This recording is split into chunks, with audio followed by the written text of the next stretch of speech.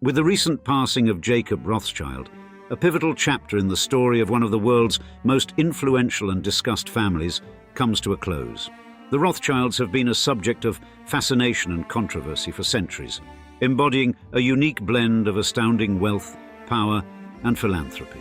From their origins in the banking industry of 18th century Europe, they have built an empire that spans continents and industries, deeply embedded in the financial and cultural fabric of numerous nations. Today, we explore the dual nature of the Rothschild legacy, acknowledging both the widespread theories that have followed them and the undeniable impact they have had on global finance, politics, and art. Indeed, through generations, the Rothschilds have navigated wars, economic upheavals, and societal shifts, maintaining their status as a symbol of unparalleled wealth and influence, yet not without drawing scrutiny and speculation about the extent and sources of their power. Therefore, let us first begin with a meticulous study of their initial rise to wealth, and then proceed from there. In the world of old money, that is, wealth passed down through multiple generations in a family, there can be a lot of superlatives attached to this enigmatic sect of human society. Old money families are the most powerful, the most discreet, the hardest to get into. And yet, even for members of the old money class around the world, there is one family that seemingly towers above them all. The ones that make the powerful look powerless, the ones who make billionaires look like baby boys, and the ones that live more like kings than actual kings. Indeed, one name in modern history reigns above all when we think of old money, and that is, quite naturally, the name of Rothschild. Now, sure, you've seen a ton of videos and documentaries about this family. You've been told the financial details, you've learned about the political power plays, and of course you've heard the theories about their global networks. But have you ever heard the full story, from the very first member of the family up until today, in a neutral, unbiased format? Have you ever been told about the step-by-step growth of this one-of-a-kind dynasty without any agenda on either side, leaving the interpretation of their influence up for you to decide on your own? In today's episode, we'll allow you to do just that, telling the good, the bad, and the luxury of the entire saga as we describe how the Rothschilds went from new money to old money. In the raw heart of Frankfurt's Jewish ghetto emerged an unlikely hero on the 23rd of February, 1744. Named Meyer Amschel Rothschild, his birthplace was one of Germany's earliest and most restrictive ghettos, existing in the teeming underbelly of the Holy Roman Empire from 1462 until 1811. Judengasse, or Jews' Lane, was a labyrinth of squalor, a congested and unhygienic curve of cobblestones, stretching a mere 10 to 12 feet across. Sprawling from the Bornheimer Gate in the north to the Jewish cemetery in the south, the district would lock its 3,000 inhabitants within its unyielding clasp daily. Sundays, Christian holidays, and the cloak of night transformed this ghetto into an inescapable fortress, its occupants forbidden from entering public gardens or attending coffee shops. You see, this was a world without freedoms. Ownership of land, affiliation with guilds, and certain professions were forbidden fruits to this community. You see, the sheer density of life in Judengasse was beyond comprehension. Several families huddled together in single apartments, a concentration of humanity that the rest of Frankfurt could scarcely fathom. Amidst this harsh reality, Meyer Amschel was born to Amschel Moses Rothschild and his wife, Schonsche Rothschild. His father, a money changer and silk trader, counted Prince William of Hesse among his clientele. Despite this royal connection, Amschel Moses was far from wealthy, and the family lived in crowded conditions, sharing their dwelling with an extended family of up to 30 members. But the hand of fate can be both cruel and kind. When Meyer Amschel lost both his parents to an epidemic in 1755 and 1756, he found himself under the mentorship of Wolf Jacob Oppenheim in Hanover. This fortuitous turn of events initiated Meyer Amschel into the intricate web of business and the exclusive world of court agents. Adept in dealing with rare coins and medals, Rothschild returned to Frankfurt in 1764. His reputation preceded him, and his clientele swiftly expanded. His rise to prominence was then accelerated by a lucrative deal with the hereditary prince of Hesse Castle. His marriage in 1770 to the daughter of a court agent was another feather in his cap, bringing with it a hefty dowry and a network of influential connections. He was fast becoming Frankfurt's eminent dealer in coins, medals, and antiques. Despite being victim to a substantial embezzlement by an unprincipled employee, his fortune was so significant that he still reigned supreme as one of the era's most prominent bankers. Thus, Meyer Amschel Rothschild, a child of the ghetto, ascended to become a legend, unperturbed by the prejudices and limitations that marked his humble beginnings. As the mantle passed from Meyer Amschel to Nathan Rothschild following the former's demise, the family empire not merely endured, but flourished, speaking to the father's ingenuity and the son's tenacity.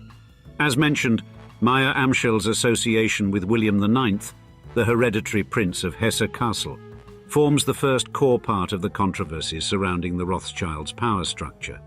The story goes that when Napoleon ousted William from power in the 1790s, he entrusted his vast fortune to Meyer Amschel for safeguarding, resulting in Rothschild's own poverty while preserving the prince's riches. This tale, although reportedly fictional, does harbour an element of truth. Meyer Amschel's real duty to William wasn't guarding gold, but overseeing his English investments. Appointed as Hofaktor by William IX in 1769, Meyer Amschel supervised the prince's estate and tax collection. This fruitful alliance, coupled with the prince's opulence, formed the cornerstone of the Rothschild dynasty, eventually gaining a commanding presence in European finance and banking. Thus, this association with William IX propelled Meyer Amschel's third son, Nathan Rothschild, onto the path of success. Born on September 16, 1777, in the confines of Frankfurt, Nathan Rothschild's childhood spent within the Frankfurt ghetto also left an indelible mark. Under his father's tutelage, the young Nathan learned the family trade, banking, and absorbed the sense of unity pervading the Jewish community of Frankfurt. Commissioned to England in his 20s by his father, Nathan rapidly ascended to prominence, overseeing William IX's English investments and, in time, establishing himself as a banking titan in London. Now, a pivotal event took place in 1806 when Nathan tied the knot with Hannah Barrett Cohen. This strategic intermarriage afforded him an elevated social standing and a network of influential business contacts. Hannah, hailing from a prosperous family of linen traders, was born in 1783. Her father, Levi Barrett Cohen, had migrated to London from Amsterdam in 1770, achieving some repute as a merchant. In fact, the House of Cohen had prior business transactions with Nathan's father, the aforementioned Meyer Amschel. Specifically, upon Nathan's arrival in London in 1798, he was recommended to the Cohen family for an informal apprenticeship. Now their marriage indeed helped Nathan gain social stature and business connections. Hannah exceeded the traditional expectations of a Rothschild wife, participating actively in business and advisory roles. Her financial prowess was acknowledged, and she was deemed a formidable business partner. Thus, her marriage to Nathan not only opened a treasure trove of valuable connections, but also helped to catalyze the growth and triumph of the Rothschild banking dynasty. Now, by 1810, the family enterprise had evolved into Meyer Amschel Rothschild and Sons. Nearing the twilight of his life, Meyer Amschel would issue a groundbreaking decree from his deathbed. The family business was to be the exclusive property of his 5 sons, a dictate that was stringently followed by his successors. Now, in the clandestine cobwebs of Europe's politico-economic circles, the Rothschild dynasty were no strangers. Like silent puppet masters, they manipulated the game of power with panache, their financial roots entangling the continent's elite. Men of power danced, their strings delicately controlled by these generous patrons, either through promising investment gambits or hush-hush exchanges of illicit wealth. Ominously, the elder Rothschild, Amschel, was once caught musing, "As Jews, our fate is to buy our way through or watch the Gentiles take the lead." These subtle maneuvers, while drawing criticism, nonetheless amplified the family's reach, fortifying their success. Prominent among their web of debtors was the exiled King Louis XVIII. The maestro of their financial orchestra at the time, Nathan Rothschild, brokered a loan of £200,000 for the British Crown, facilitating the monarch's grand return to France in 1814. Yet, like any true political chess master, their benevolence came with a ticking time bomb. Nathan demanded a prompt repayment, with a handsome interest, 3 years later. Thus, the Rothschilds weaved a network of loans and investments, their tendrils reaching out to key political players like Wilhelm von Humboldt in the 1820s, promising them long-term gains. Now their most invaluable asset was the perpetually penniless Austrian statesman Clemens von Metternich, a regular recipient of the Rothschilds' fiscal generosity. In return for their assistance, Metternich provided them with vital political intelligence and business opportunities, whilst also championing their cause for Jewish emancipation in Frankfurt. The extraordinary loan of 900,000 gulden extended to Metternich after his staunch support of the Frankfurt Jewish community, however, raised a few skeptical eyebrows. This alliance bore fruit in the form of a regular exchange of classified information between Metternich and Salomon Rothschild. But the partnership was not without its critics. The unfortunate, self-inflicted end of David Parish and the collapse of his enterprise, Fries and Company, were blamed on the Rothschilds' burgeoning influence and their newfound alliance with Metternich. These intriguing affairs cast a shadow over the Rothschild name, painting them as puppet masters of corruption, a dark reputation nurtured by business rivalry and leveraging the anti-Semitic sentiment of the time.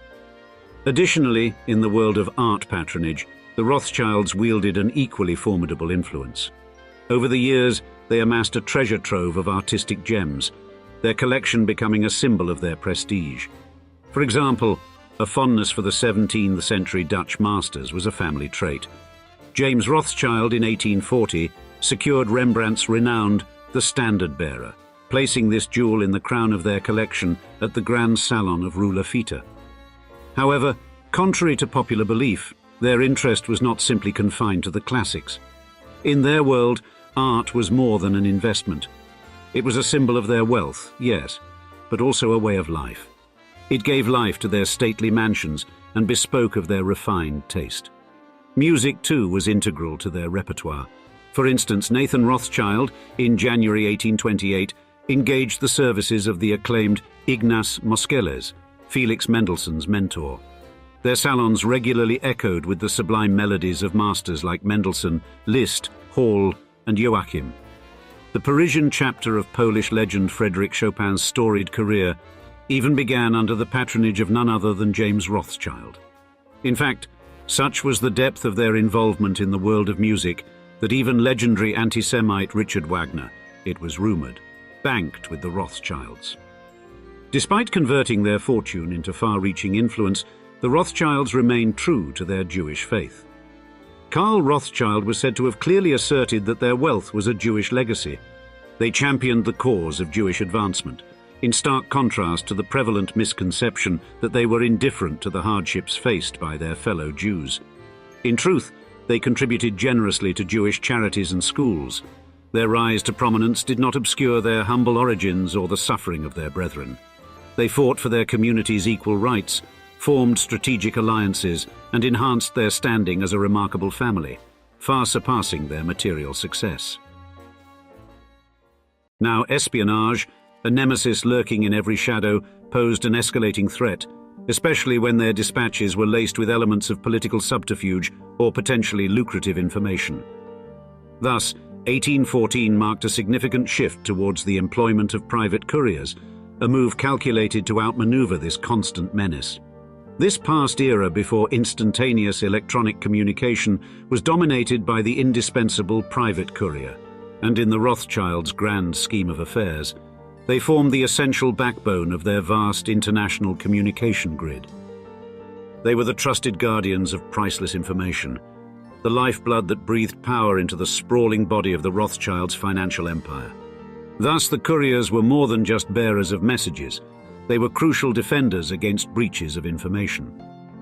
You see, in a world where a whiff of news could alter the course of markets and fortunes, their private network rendered the velocity of communication as vital as the information itself.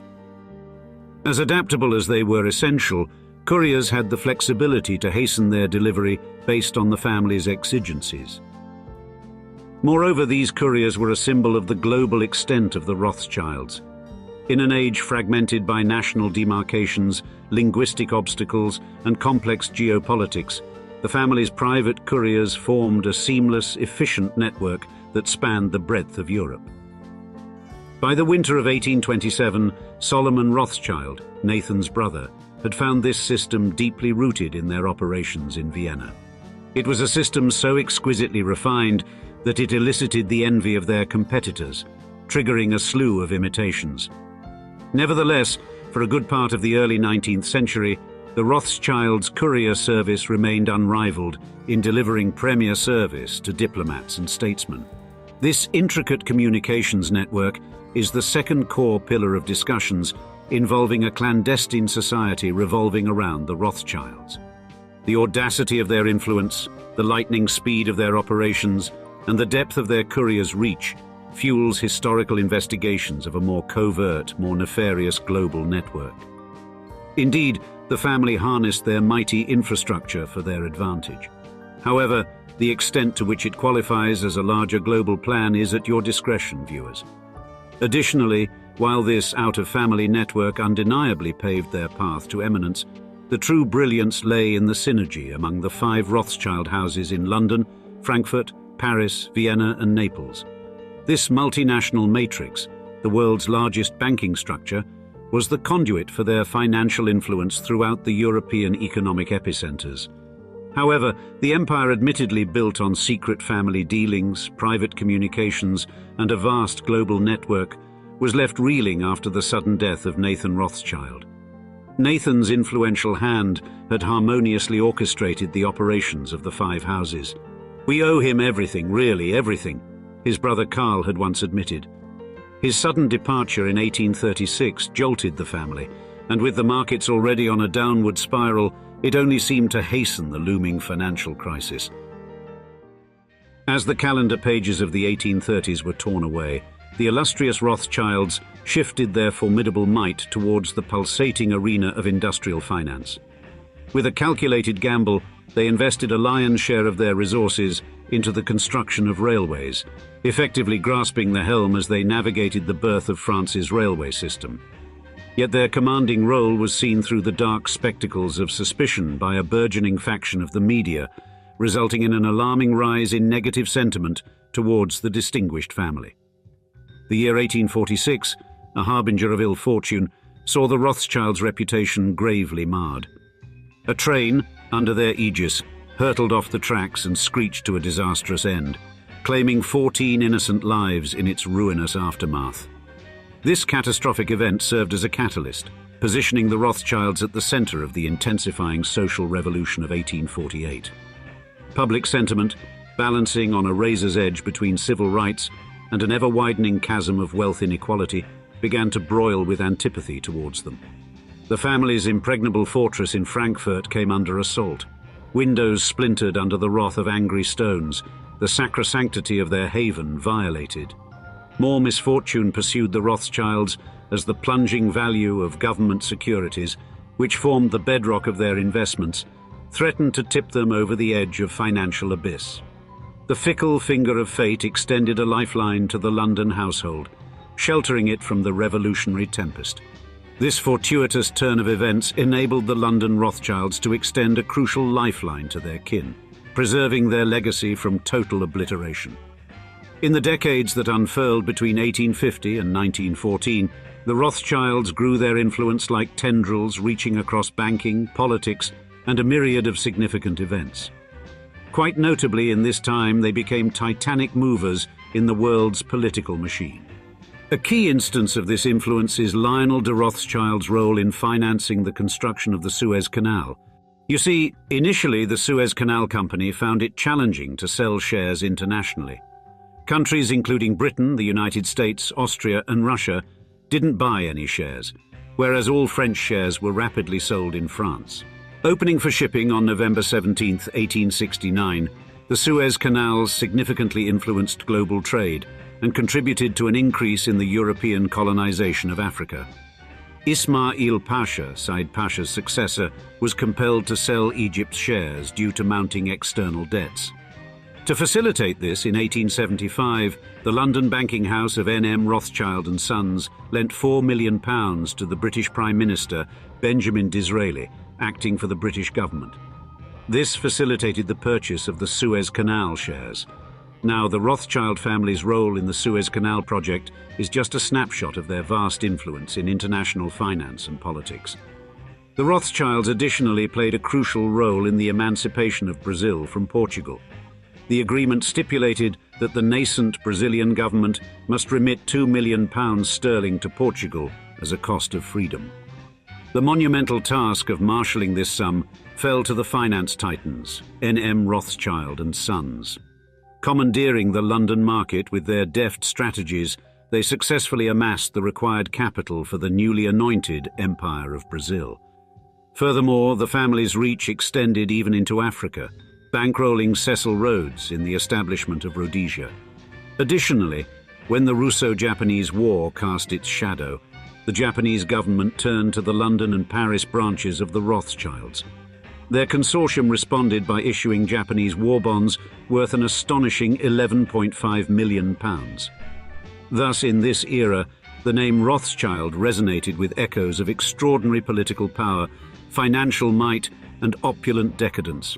In fact, their empire, encompassing at least 41 palaces of unparalleled luxury, led the British Chancellor of the Exchequer, David Lloyd George, to assert that Nathan, Lord Rothschild, was the most powerful man in Britain by 1909.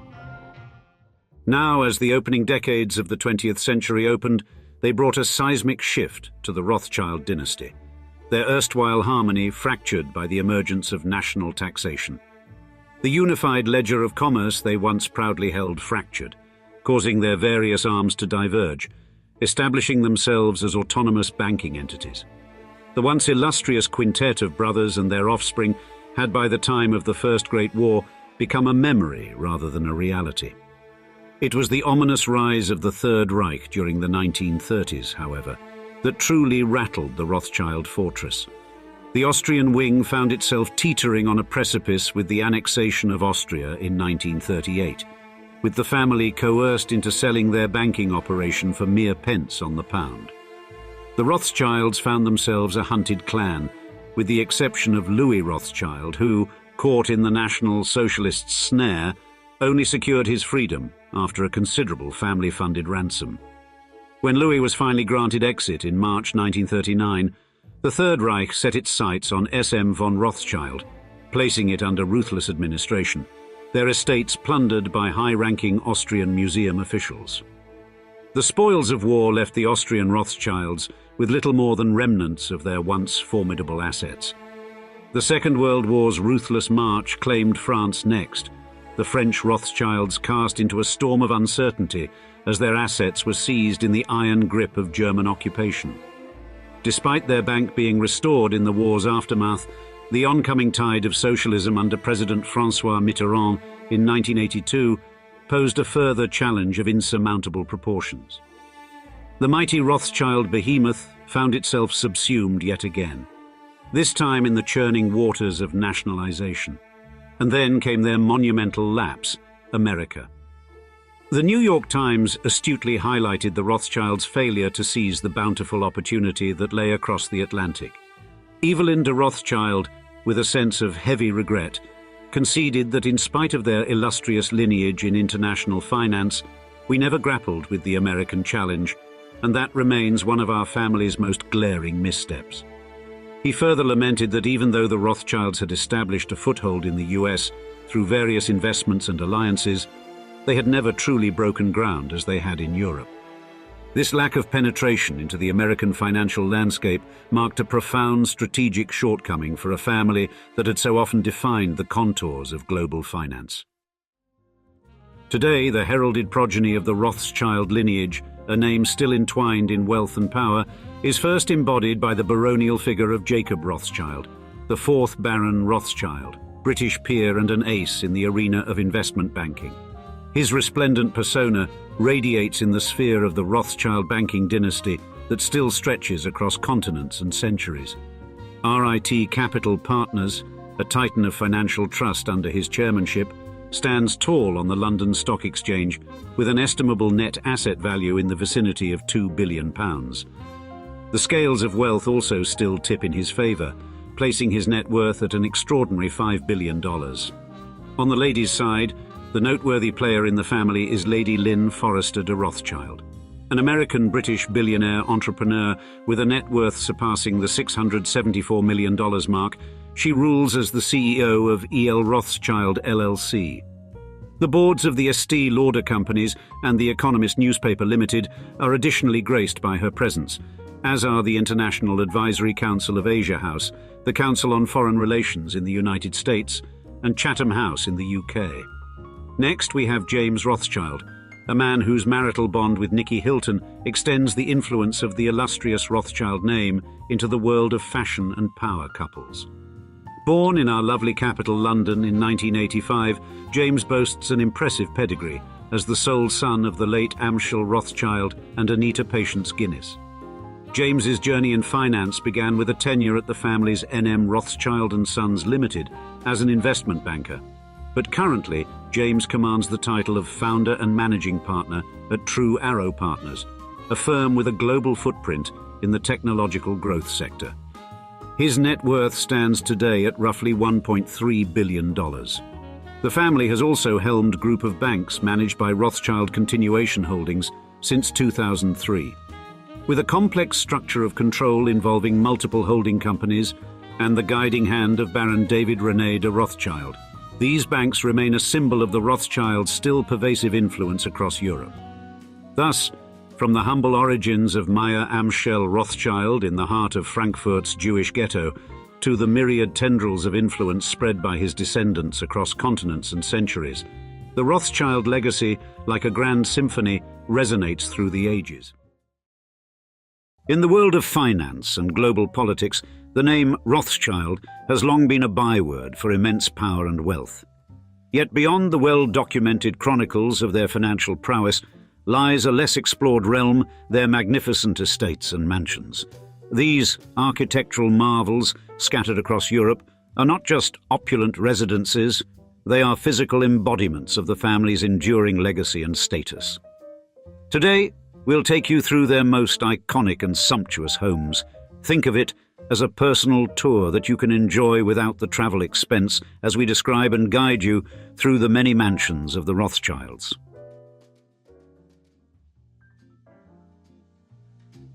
In the charming landscape of Buckinghamshire, Waddesdon Manor emerges as a striking example of Baron Ferdinand de Rothschild's vision.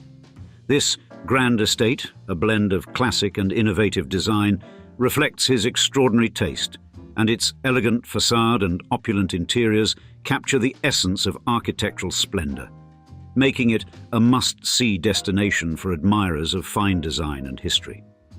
Built between 1874 and 1885, this architectural marvel was conceived not just as a residence, but as a canvas for art and a hub for high society.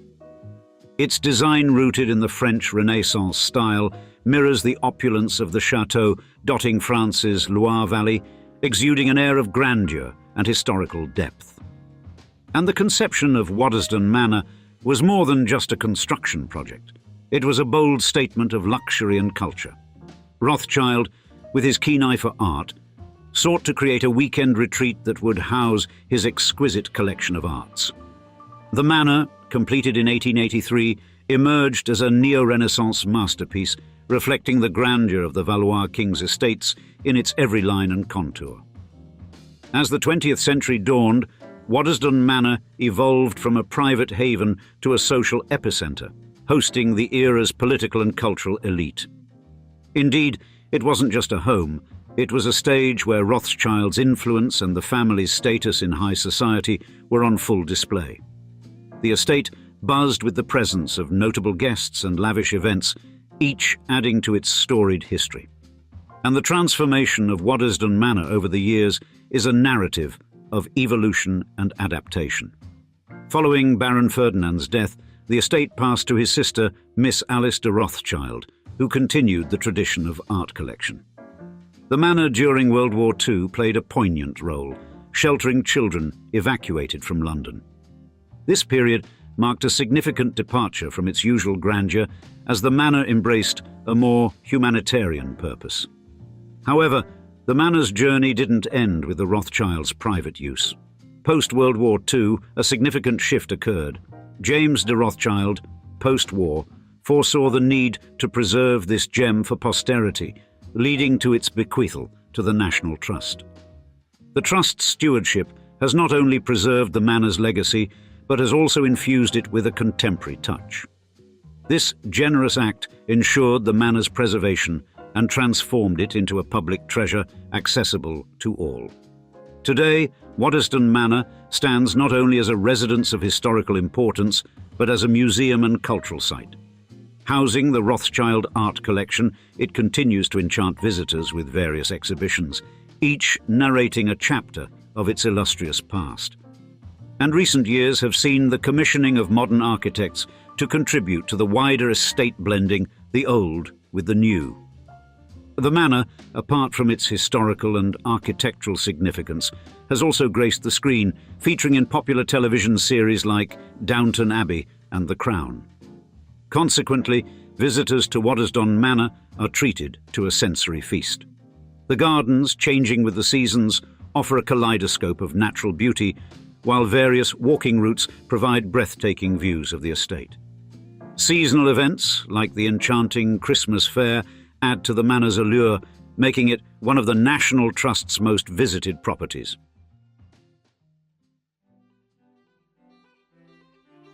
In the heart of France, the Château de Ferrières exudes grandeur, emblematic of its era. This architectural masterpiece, with its lavish design and expansive estate, is a vivid reflection of historical opulence, offering a glimpse into the luxurious past. Commissioned in 1859 by the affluent Baron James de Rothschild, this chateau emerged as the epitome of luxury and opulence, symbolizing the immense wealth and influence of the Rothschild family in the 19th century.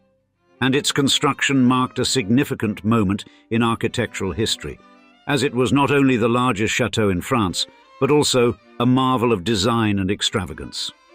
The architectural brilliance of the Château de Ferrières is a reflection of its inspiration, the Mentmore Towers in Buckinghamshire, England. Esteemed British architect Joseph Paxton, known for his work on Mentmore Towers, subsequently lent his expertise to bring this French marvel to life. And this chateau's exterior is a visual feast, boasting vast gardens and an imposing structure that seamlessly blends elegance with grandeur. Stepping inside, we are immediately enveloped in a world of exquisite artistry. The interior, crafted by the skilled hands of Charles-Henri Joseph Cordier and overseen in its decorative painting by Eugène Lamy, presents a rich tapestry of artistic expression. And the chateau's library, home to over 8,000 volumes, speaks volumes of the Rothschilds' intellectual pursuits, while the 80 guest suites underscore their commitment to high society entertainment. The grand inauguration of this architectural gem in 1862, graced by none other than Napoleon III, marked the beginning of its legacy as a beacon of luxury and sophistication. As the late 1800s unfolded, Château de Ferrières transformed into a central hub for European high society. Its halls and salons became the backdrop for lavish parties and crucial political discussions, reflecting the Rothschild family's profound influence in European politics and finance. It was here that the elite of the era congregated, from nobility to renowned figures in the arts and politics. However, the chateau's history took a darker turn with the advent of World War II. Previously seized by German forces during the Franco-Prussian War, it once again fell into German hands during the war, resulting in the looting of its vast art collections. These turbulent times marked a significant shift in the chateau's history, signaling an end to its era of opulence. In the post-war years, the Château de Ferrières experienced a period of quietude until Baron Guy de Rothschild and his wife, Baroness Marie-Hélène, chose to revive its former glory in 1959. Under their stewardship, the chateau underwent refurbishment, once again becoming a gathering place for a diverse mix of European nobility, artists, and Hollywood stars. Thus, The Rothschilds' grand soirees brought a renewed sense of vibrancy to the chateau, rekindling its status as a symbol of luxury and cultural convergence. And in 1975, marking a new chapter in its storied history, the Château de Ferrières was generously gifted to the Chancellery of the Universities of Paris by Guy and Marie-Hélène de Rothschild. Today it stands not only as a preserved historic monument, but also as a beacon of education and learning, embodying a rich legacy that intertwines architectural splendor with historical significance. In the early 20th century, nestled in the heart of the French Riviera, the Villa Ephrussi de Rothschild emerged as a dazzling jewel in the crown of Saint-Jean-Cap-Ferrat. This architectural marvel, conceived by Baroness Beatrice de Rothschild, stands as a poignant symbol of elegance and artistry. Its construction, spanning from 1907 to 1912, was not just an expression of wealth, but a manifestation of Beatrice's passion for the arts and her impeccable taste. The villa, often referred to as Villa Île-de-France, takes its name from its remarkable location, offering panoramic views of the Mediterranean. Its architectural design, a harmonious blend of Venetian Renaissance and classical French styles, resonates with Beatrice's flair for the eclectic. The striking pink façade, a later addition by the Paris Academy of Fine Arts, adds an element of whimsy and charm to the grandiose structure.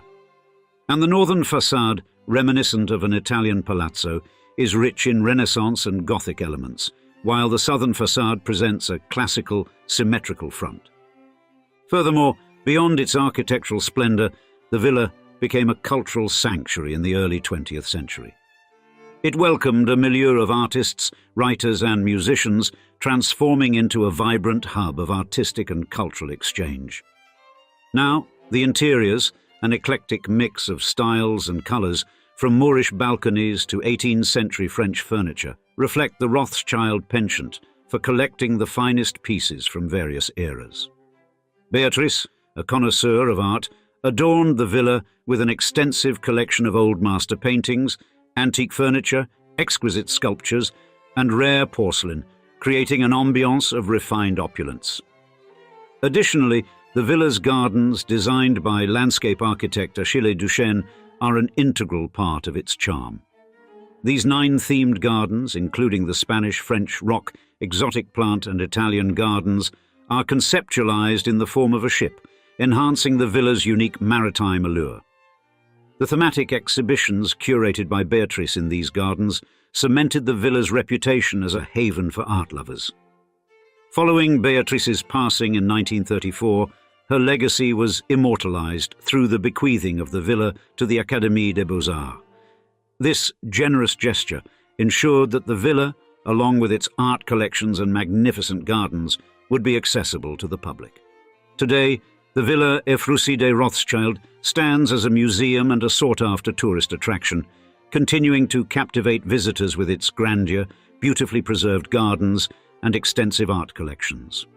Open throughout the year, the villa now hosts a variety of events and exhibitions, inviting visitors to step back in time and experience the luxurious lifestyle of the Belle Époque era. Ascot House, a distinguished Grade II listed gem in the heart of Buckinghamshire's serene countryside, offers a fascinating exploration of history, art, and architecture. What once began as a simple farmhouse has transformed into a hallmark of the Rothschild family's rich cultural and artistic heritage. This stunning property, a true marvel in design and elegance, tells a story of transformation. It began as a simple structure and has evolved into a symbol of refined taste and sophistication. Each space within its walls exudes a sense of style and grace, reflecting a journey from modest origins to becoming a celebrated example of architectural beauty. The estate's grounds, spanning over 90 acres, were remodeled by Leopold in 1874. They present an enchanting blend of formal Victorian and 20th century informal plantings, offering a serene retreat into nature. The diverse woodlands and residential properties within the broader Ascot estate further reflect Rothschild's commitment to sustainable and harmonious land stewardship. In 1876, Ascot House underwent a significant transformation under the discerning eye of Leopold de Rothschild. Originally a humble farmhouse from the era of James I, Leopold's vision, executed by architect George Devey, reshaped Ascot into an opulent country estate. This extensive renovation reflected the Rothschild family's wealth and exquisite taste. The journey from modest beginnings to opulent splendor reflects the family's vision of crafting a lavish sanctuary in harmony with the rustic surroundings. Their home evolved into a stunning showcase of elegance, seamlessly blending with the natural beauty of the countryside. As the 20th century dawned, Ascot House emerged as a cherished family retreat for the Rothschilds. It became a hub for entertaining notable figures, enveloping guests in an atmosphere of refined elegance. The house's interiors were adorned with an impressive collection of fine arts, including masterpieces by Gainsborough, Romney, Reynolds, and Kiepe. These, along with rare books and a rich assortment of antiques, illustrated the family's deep engagement with cultural pursuits. And the Rothschilds' commitment to art and literature was palpable in every corner of Ascot, making it a true sanctuary of sophistication and intellectual richness. Then, the narrative of Ascot House took a significant turn in 1949 when the Rothschild family bestowed this architectural jewel upon the National Trust.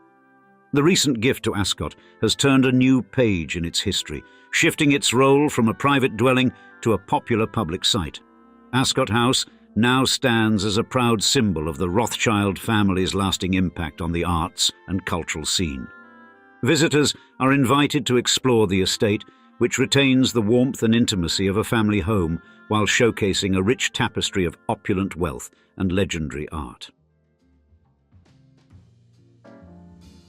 In 1919, Exbury House in Hampshire embarked on a new chapter when Lionel Nathan de Rothschild, a prominent figure in the Rothschild banking dynasty, acquired this significant Edwardian-era estate. This acquisition was more than a mere change of ownership. It symbolized Lionel's commitment to elevating Exbury into a remarkable example of the Rothschild family's penchant for grand properties.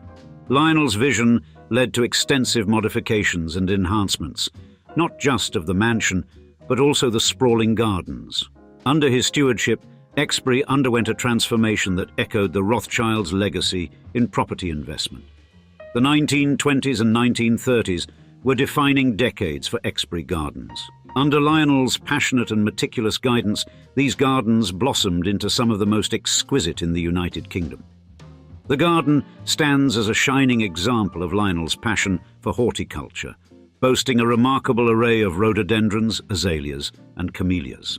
Each bloom in this curated space reflects his dedication to gardening and plant breeding, creating a vibrant and living canvas that captivates all who visit. This personal endeavor was a reflection of Rothschild family's broader involvement in horticulture and natural sciences, illustrating their commitment to blending artistry with natural beauty. However, the tranquility of Exbury was interrupted by the tumult of World War II. The estate was requisitioned for military use, serving as a strategic asset for the Allies. This period was a stark contrast to the peaceful years prior, and the impact on the property was significant. Following the war, a diligent restoration effort was undertaken, primarily by Lionel's son, Edmund. This restoration was not merely about repairing war damages, it was a dedicated mission to preserve Lionel's legacy and the historical significance of the Exbury estate.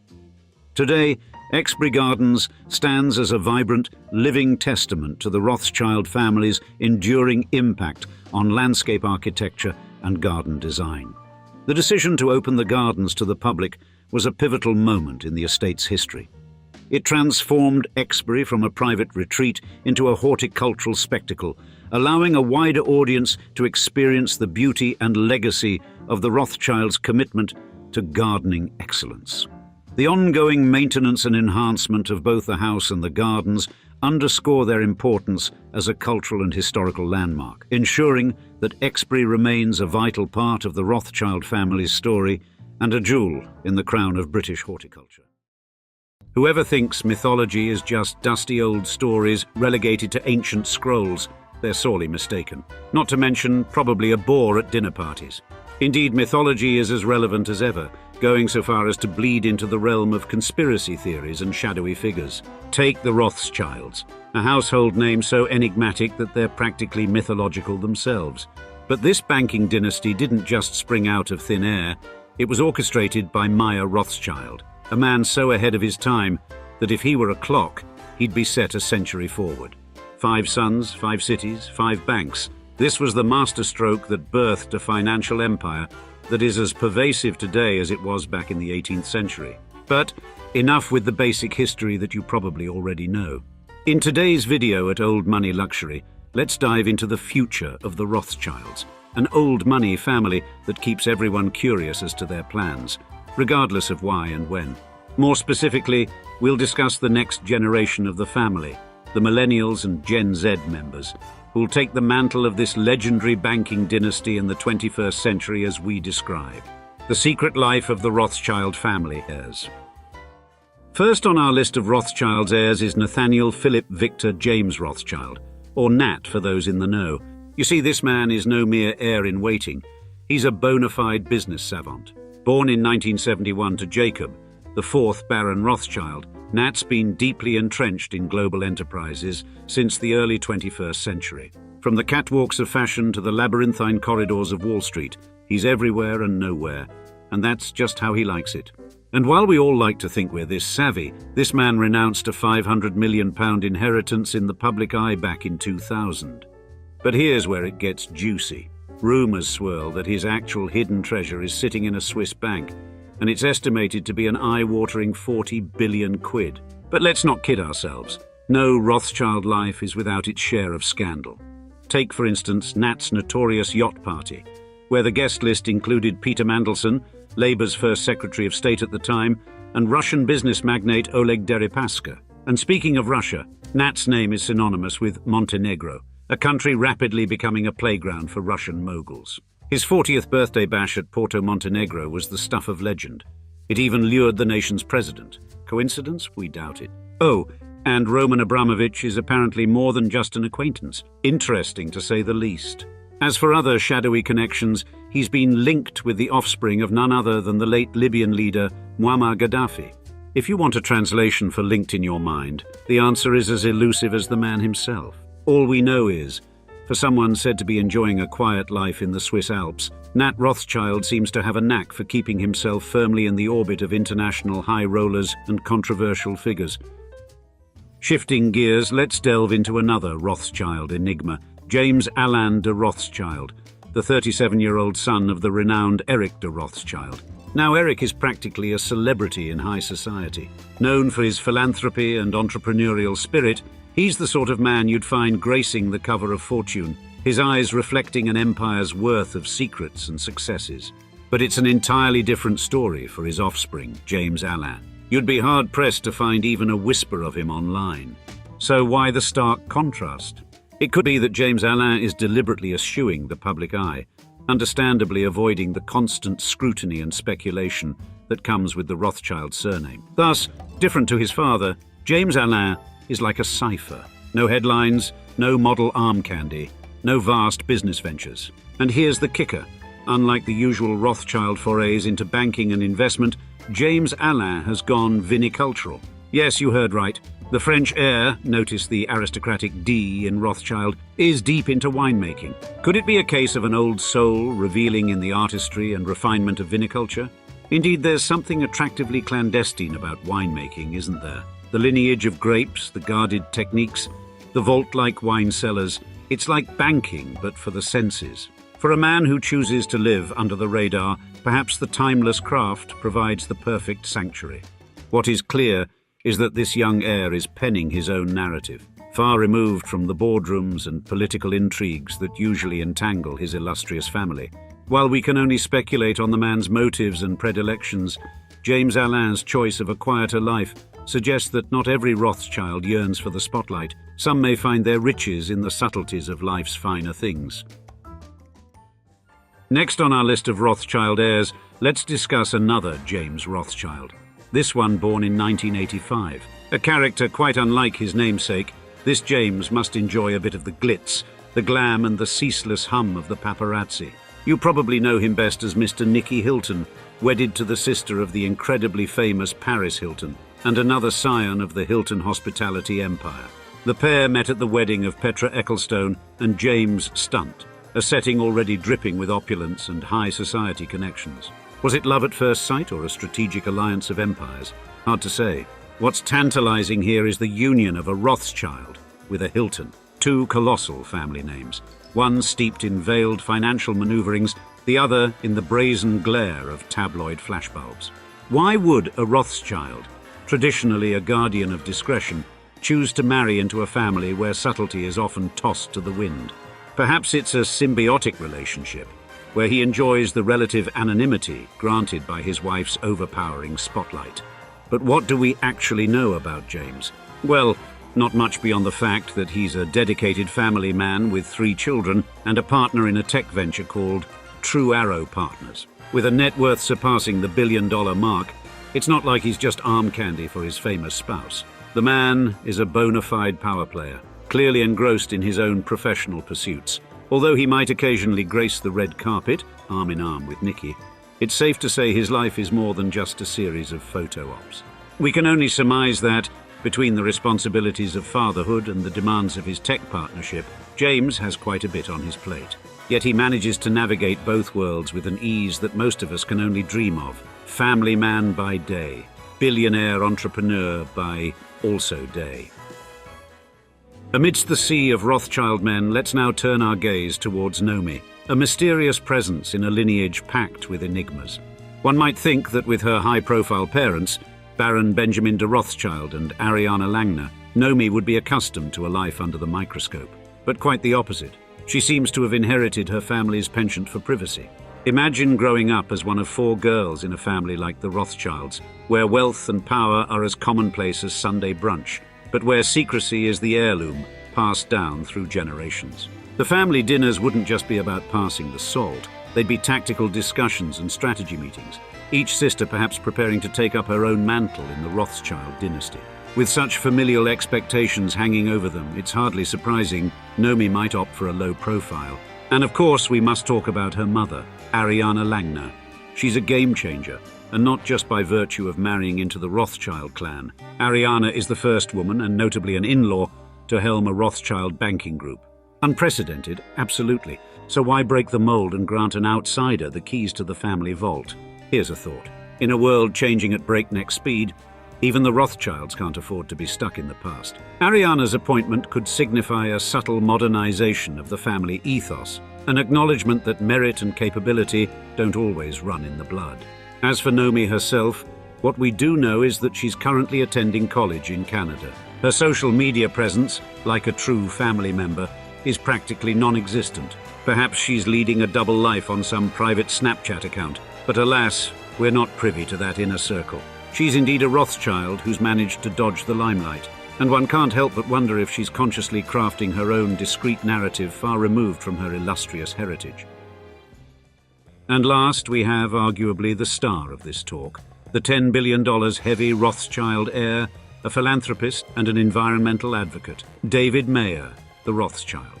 Born on the 25th of August, 1978, he's the youngest of 3 children of Victoria Lou Schott and Sir Evelyn de Rothschild of the English branch of the family. Quite unsurprisingly, his middle name, Mayer, is taken from the name of the founder of the family empire, Mayer Amschel Rothschild.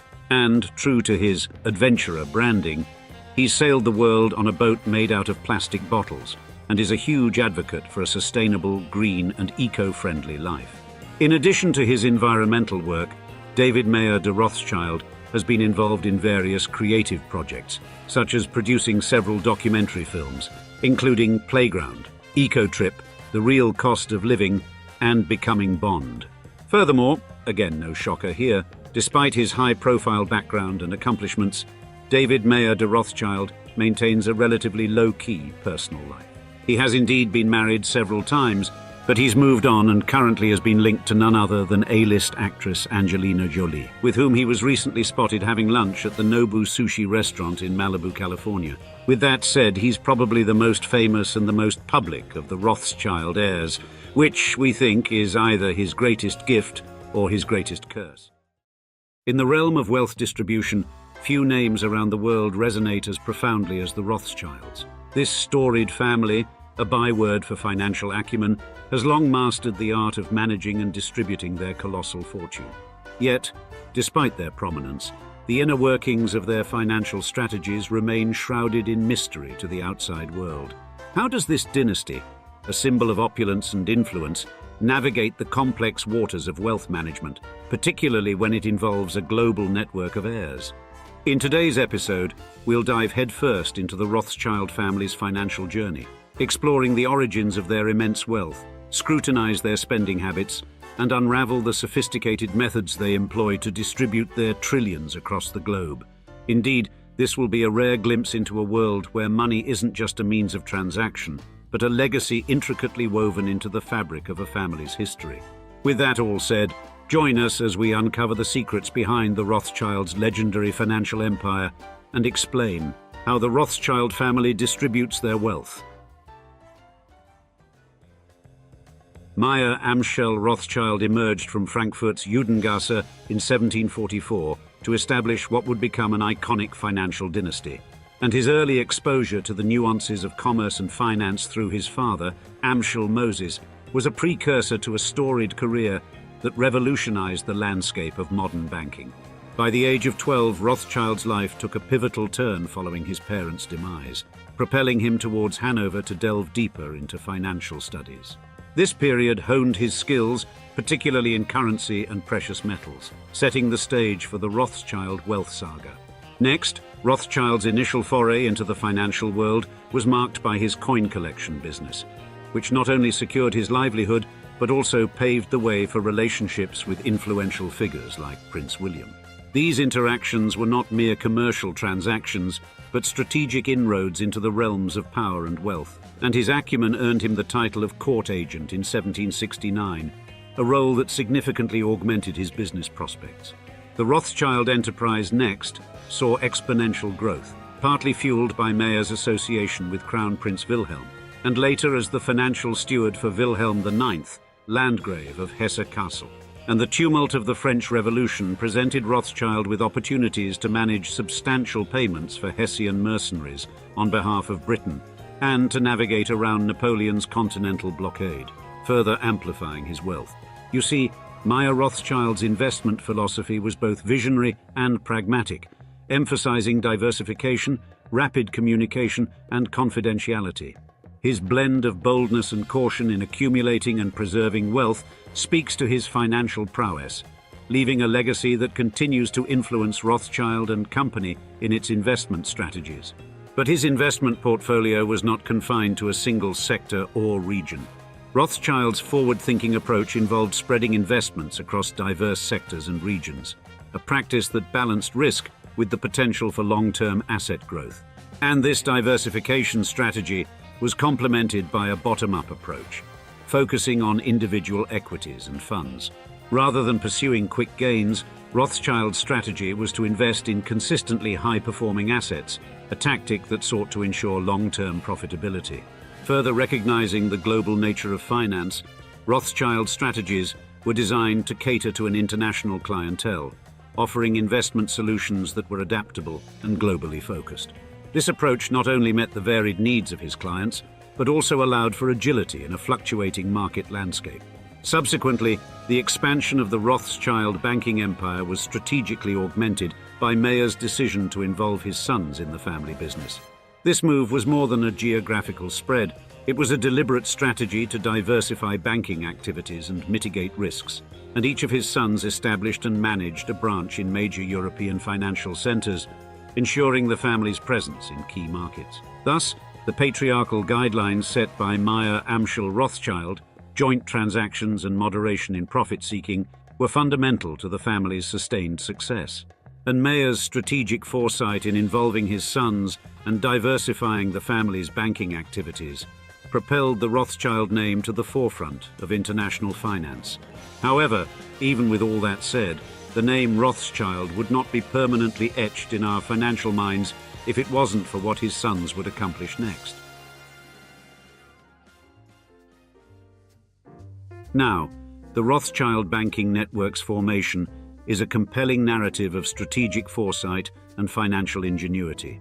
Meyer Rothschild, in a visionary move in 1810, rebranded his firm M.A. Rothschild und Söhne, or M.A. Rothschild and Sons, partnering with his four sons in Frankfurt, while Nathan Mayer Rothschild had already laid the groundwork for a banking institution in Manchester and London. Therefore, Nathan Mayer Rothschild's migration to England in 1798 marked the commencement of an illustrious journey in finance. Beginning with a textile venture in Manchester, he soon shifted his focus to London, establishing N.M. Rothschild and Sons Bank. His success in England thus not only bolstered his personal fortunes, but also served as an exemplar for his siblings. In tandem, James Mayer Rothschild initiated a banking house in Paris in 1812, embodying Mayer Amschel Rothschild's strategy to extend the family's financial influence across Europe. While the eldest son anchored the Frankfurt operations, his brothers were strategically dispatched to various European cities to fortify the family's financial empire. Thus, the Rothschilds, through these concerted efforts, emerged as dominant figures in numerous banking endeavors, including government bonds, loans, and bullion trading. Their pioneering role in international finance transformed from a modest enterprise in goods trading and foreign exchange to a multifaceted conglomerate encompassing merchant banking, private banking, asset management, and advisory in mergers and acquisitions. Furthermore, the family's financial acumen was pivotal in supporting global railway systems and in complex government financing undertakings, like the Suez Canal project. Their loans to European governments from 1895 through 1907 amounted to a staggering $450 million, equivalent to over $14 billion today. And then each of Meyer's sons, employing unique strategies, significantly contributed to the growth and management of their respective branches. Nathan Mayer Rothschild, in particular, excelled in bond issuance, a model so effective that it became a blueprint for his brothers. His balanced approach between boldness and prudence underscored the importance of capital growth and preservation. And James Mayer Rothschild's Parisian venture extended beyond advisory roles to encompass wealth management, private equity, and debt financing. This diversification strategy focused on long-term performance over immediate earnings, influencing the decision to take Rothschild and Company private. Additionally, Salomon Mayer Rothschild established a foothold in Vienna by 1820, while Karl Mayer Rothschild set up in Naples in 1821, leaving Amschel Mayer to oversee the Frankfurt Bank. Their collective efforts not only spread the Rothschild banking influence across Europe, but also solidified their position as preeminent international bankers, and their engagement in infrastructure projects was equally significant. The Edmund de Rothschild Group's infrastructure debt platform financed key sectors, including energy transition and digital infrastructure, while also leading in financing advisory for renewable projects. Then, in the late 19th century, Nathan's N.M. Rothschild and Sons specialization in mining company finance, notably De Beers and their role as bankers to various governments, further cemented their reputation in international finance.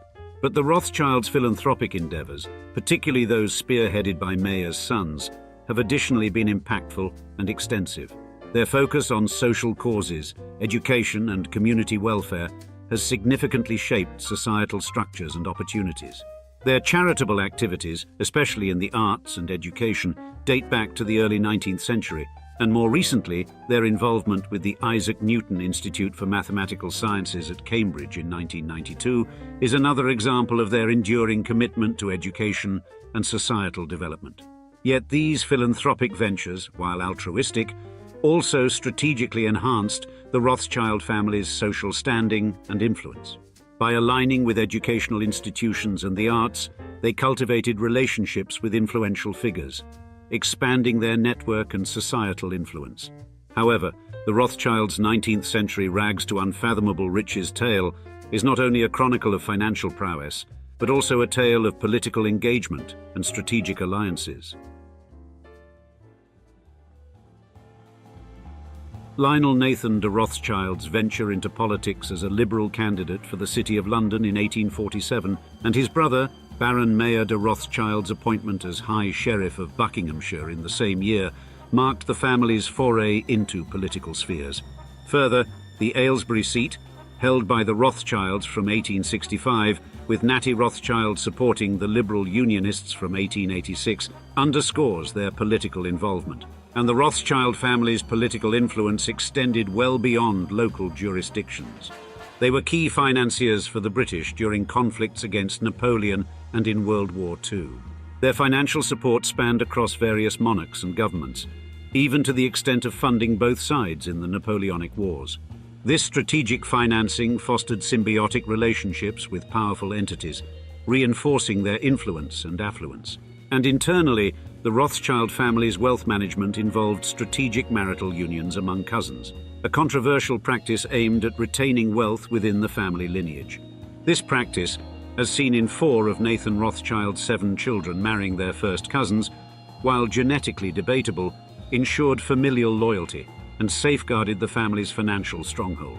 And in the mining sector, the late 1800s saw the Rothschilds venturing into the global coal industry. Notably, their acquisition of the Borneo coal mines from major energy corporations like Rio Tinto, BP, and BHP Billiton in the early 2000s signaled their significant involvement in this industry.